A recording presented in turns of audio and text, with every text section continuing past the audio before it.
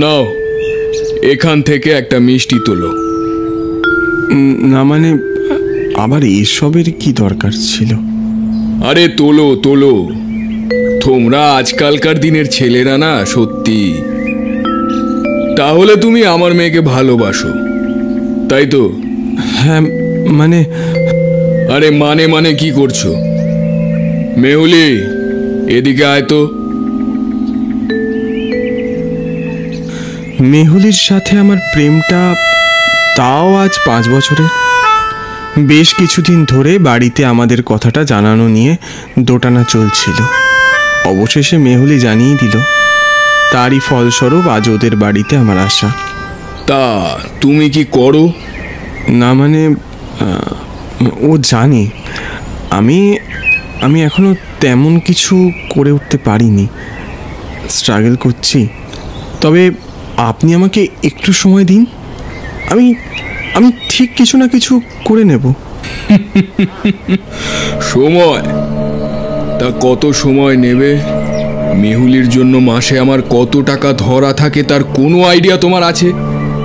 না মানে স্টেবল কিছু করার চেষ্টা করো, বুঝলে? আর বামন হয়ে চাঁদ ধরার স্বপ্ন দেখো না। আমার মেয়েকে বিয়ে করার কথা ভুলে যাও, বুঝলে? ওনার এমন কথায় আমার মাথায় বজ্রপাত হলো। হতভম্বের মতো চেয়ে থাকা ছাড়া আর কোনো কিছুই বলে উঠতে পারলাম না। মেহুলির চোখে তখন জলের ধারা। শোনো, তুমি এখন আসতে পারো। ভাই তোর এক কাজ কর, তুই টাকা কামিয়ে না তোর বাবাকে দেখিয়ে দে। তখন দেখবি নিজে হাতে, হ্যাঁ নিজে হাতে মেয়েকে তোর হাতে তুলে দিচ্ছেন। অন্ধকার গলিতে ল্যাম্পপোস্টের তলায় দাঁড়িয়ে পুরনো পাড়ার পরিচিত সায়ন্তন কথাগুলো বলল। না রে, ওসব আমার ভাগ্যে নেই। ভালো একটা চাকরিও তো জোগাড় করতে পারলাম না। ভেবেছিলাম একটা ব্যবসা করব, কিন্তু প্রতিবারই পিছিয়ে গেছি শুধু টাকার কথা ভেবে। অত টাকা আমায় কে দেবে, কোত্থেকে পাবো? এরপর সায়ন্তন চুপ করে রইল বেশ কিছুক্ষণ। তারপর বলল, আমার পরিচিত একজনের একটা কাজ আছে, করবি?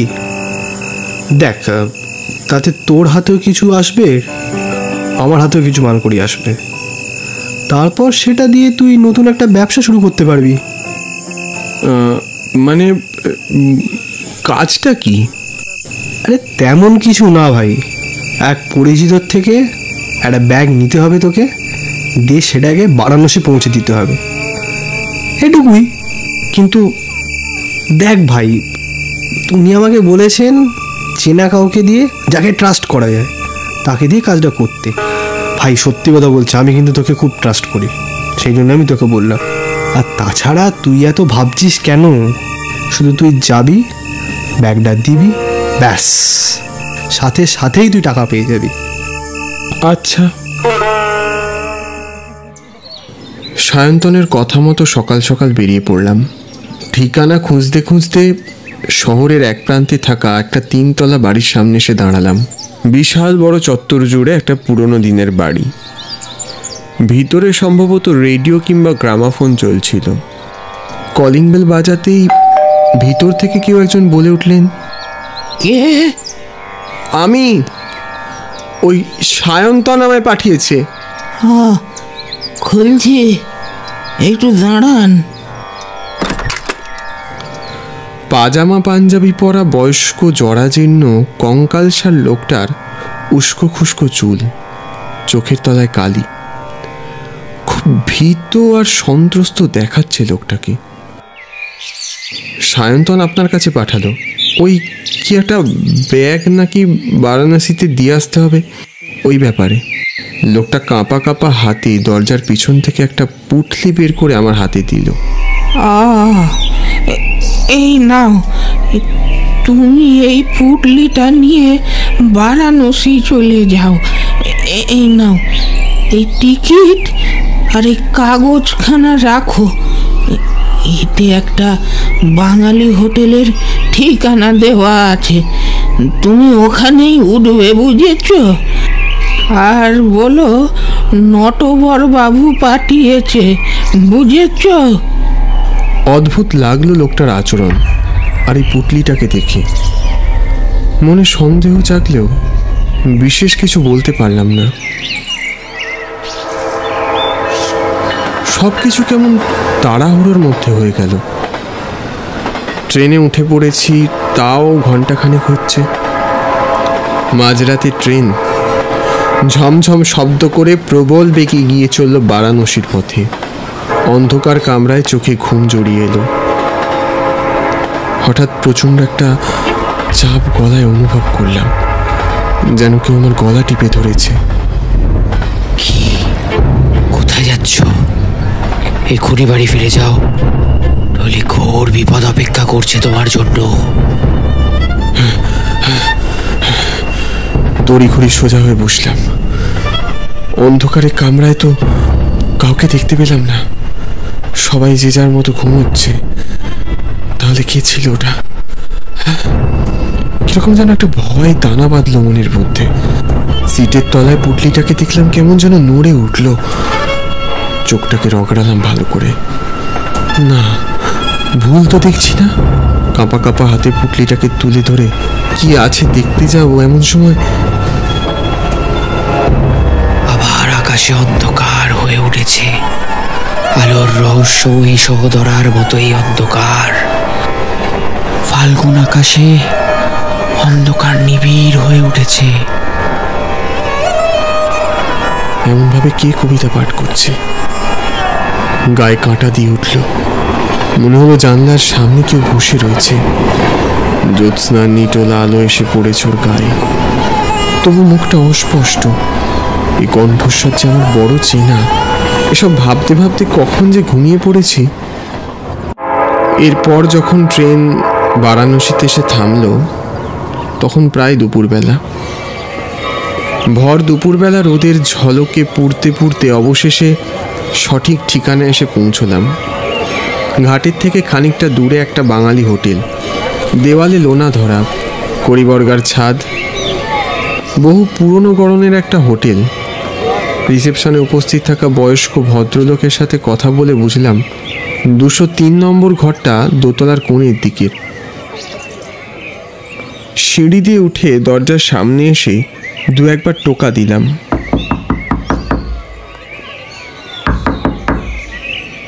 কোনো সাড়া শব্দ নেই। বলছি, ভেতরে কেউ আছেন? আশ্চর্য, কোথায় গেল?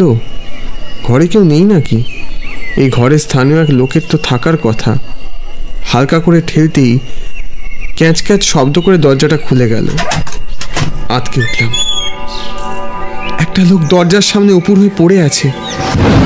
ওনার মাথার চারদিকে রক্তের ধারা। কি এটা কি দেখছি?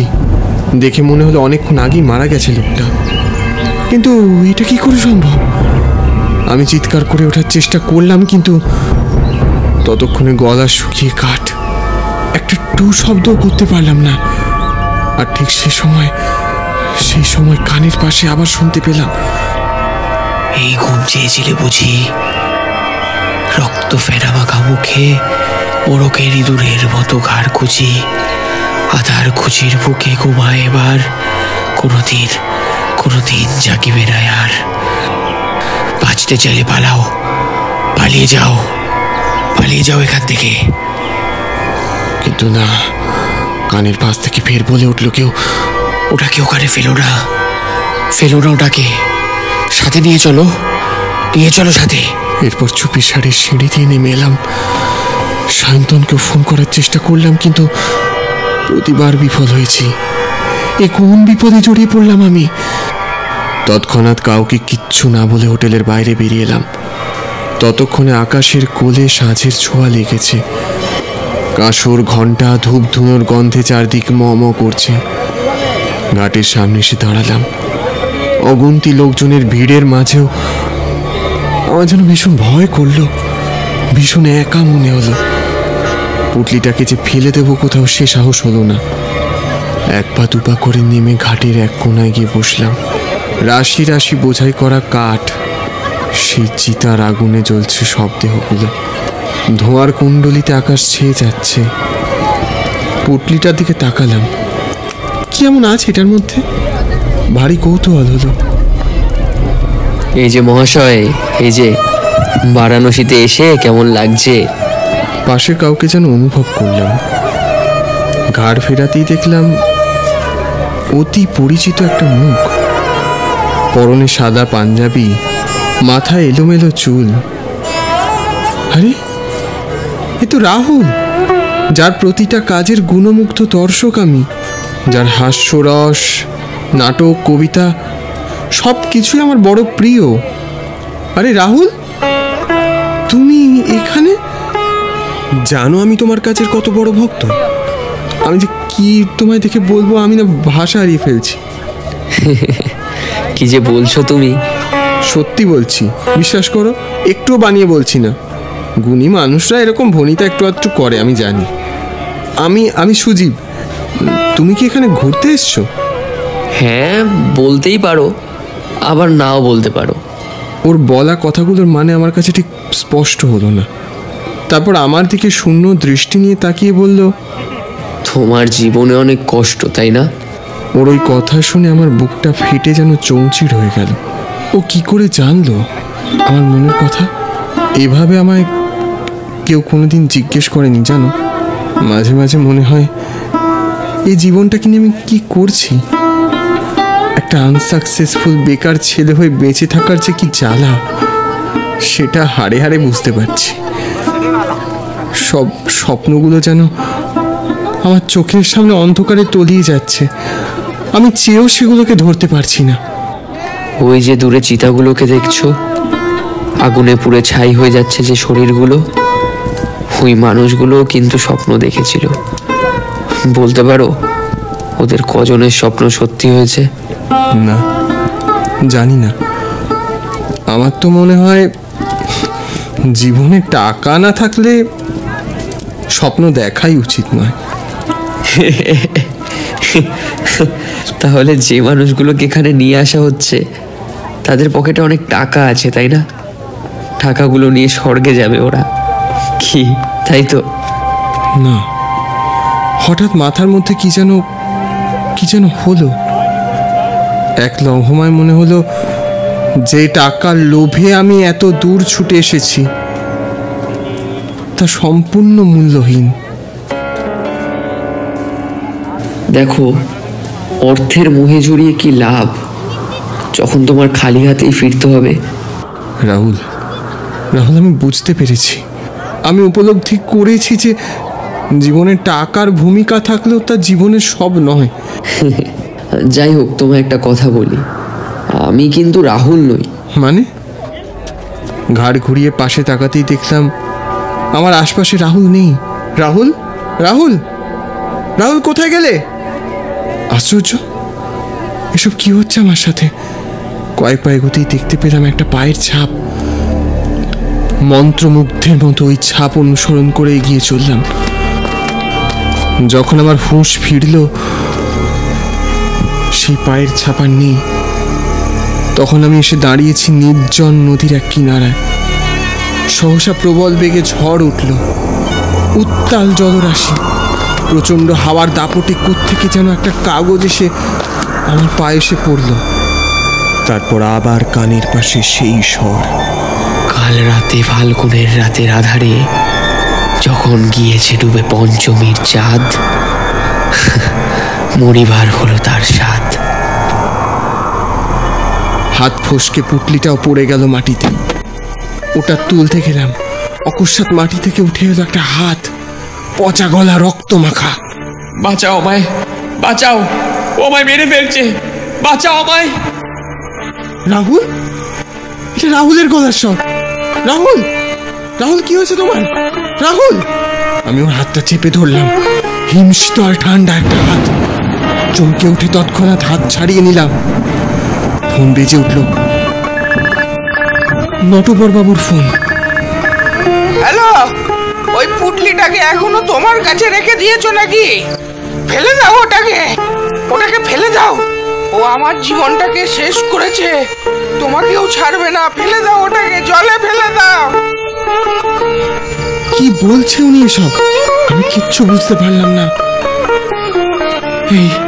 এই লোকটাকে তোমরা ছাড়বে না, ওকে ছাড়বে না তুমি। এই, তুই এখনো কথা বলছিস? আমার হাতটাকে রীতিমতো খামচে ধরলো ওই হাতটা। এই, ছাড় ওকে, ছাড় ওকে, ছেড়ে দে। আমার কষ্ট হচ্ছে, তোকে আমি শেষ করে দেবো, নটবর।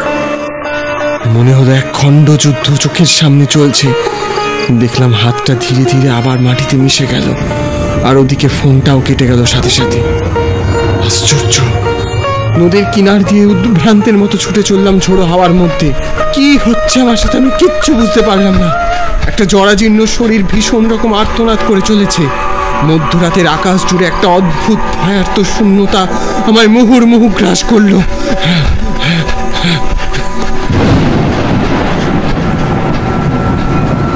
ট্রেনের কামরায় বসে কাল রাতের কথাগুলো ভাবছিলাম।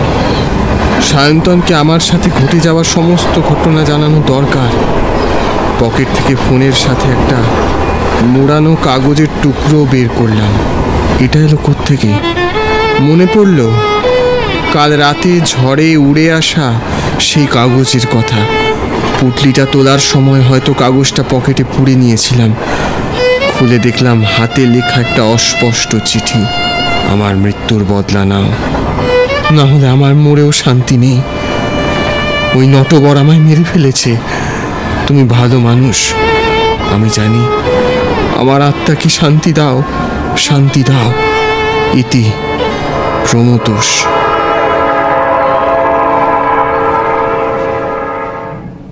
এরপর বহুদিন কেটে গেছে। আমি এখন একটা ছোটখাটো চাকরি করি। মেহুলির বাবাও আমাদের সম্পর্কটা মেনে নিয়েছেন। সময়ের স্রোতে সব কিছুই ঠিক হয়ে যায় সেটা খুব ভালো করেই বুঝতে পেরেছি। তবে বারাণসীতে কাটানো সেই দিনে আমার সাথে যা যা ঘটেছে তা আদতে বাস্তবিক নাকি পুরোটাই ভ্রম, তা আমি এখনো বুঝিনি। তবে ওই নটবরকে আমি দায়িত্ব নিয়ে পুলিশের হাতে তুলে দিয়েছি। তার কারণ আমি খোঁজ নিয়ে জানতে পেরেছিলাম ওই বাড়ির এক সময়ের মালিক ছিল এক অল্প বয়স ছেলে, প্রমথোষ। তার তিন কুলে নিজের বলতে কেউ ছিল না, আর নটবর ছিল ওই বাড়িরই ভাড়াটে। কিন্তু এক সময় নটবরই টাকার সম্পত্তির লোভে প্রমথোষকে খুন করে ওই বাড়ির মাটিতেই চাপা দিয়ে রাখে।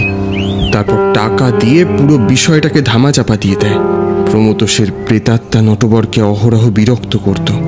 তাই নটবর ওই বাড়ির মাটিতে পুঁতে রাখা ওই প্রমথোষের হাড়গোড়গুলোকে কোনোভাবে বারাণসীর ঘাটে দাহ করতে চেয়েছিল, যাতে ওর আত্মার মুক্তি ঘটে। কিন্তু অত সহজে কি বাঁচা যায়? শহরের এক অনুষ্ঠানে অবশেষে একদিন রাহুলের সাথে দেখা হলো। ওকে সমস্ত ঘটনাটা জানালাম। ও অবাক হলো ভীষণ। তাই নাকি? এরকম হয়েছিল তোমার সাথে? কিন্তু আমি তো এমন কাউকে চিনি না। তুমি দেখো এই ছবিটা। এ কি? একে তো হুবহু আমার মতো দেখতে। শেষবার ওই বাড়িতে পুলিশের সাথে যখন গিয়েছিলাম তখন আমিও দেখে অবাক, তাই তো ছবিটা তুলে রেখেছি। এ তো ভারী অদ্ভুত ব্যাপার। শুনেছিলাম একই রকম দেখতে পৃথিবীতে একের অধিক মানুষ থাকে, আজ স্বচক্ষে দেখলাম। প্রমথোষ আর নটবরের ঘটনাটা শুনে রাহুল বলল, অর্থের মোহে জড়িয়ে কি লাভ, যখন খালি হাতেই ফিরতে হবে। আমি অবাক হলাম শুধু। প্রমথোষ আর রাহুলের মধ্যে আজও এত মিল কি করে?